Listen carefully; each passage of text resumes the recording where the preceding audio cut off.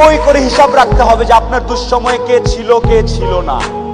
পই করে হিসাব রাখবেন, ডায়েরিতে দরকার লাগে লিখে রাখবেন যে কখন চারানা চেয়েছিলাম, একটা সাপোর্ট চেয়েছিলাম, কে দেয় নাই আর কে দিয়েছে। যারা দিয়েছে তাদেরকে মাথায় তুলে রাখবেন, আর যারা দেয় নাই তাদেরকেও কাছে রাখবেন। Because you must keep your enemies closer. খুব কাছে রাখতে হবে যে কে কি।